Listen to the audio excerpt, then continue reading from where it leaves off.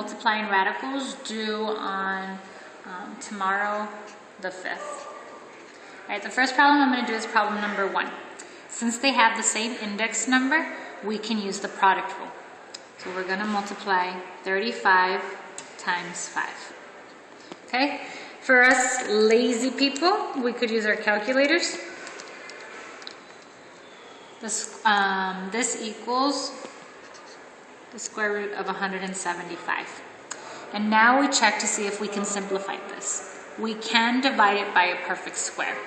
175 divided by 25 equals 25 times 7. Now we take the square root of 25. The square root of 25 equals 5. And our final answer is 5 radical 7. Okay, the next one is problem number 2. Here we have coefficients. Once again, we check that they have the same index number. Now we multiply our coefficients. 2 times 5. Oops. And then we multiply our radicands. 5 times 20. 2 times 5 equals 10. And 5 times 20 equals 100. Okay? So now this is nice because we have a perfect square. The square root of 100 equals 10.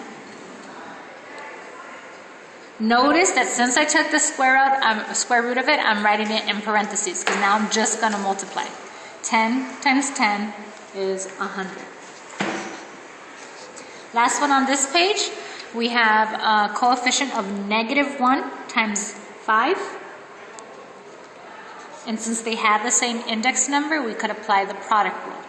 6 times 15. To save time, I'm going to use my calculator. -1 times 5 is -5. 6 times 15 is 90. And now we divide it by a perfect square, since that radicand can be simplified.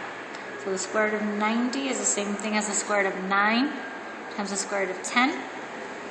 And I have my coefficient. I take the square root of 9, which equals 3, writing it in parentheses, and multiplying that by the square root of 10. -5 times 3 equals -15.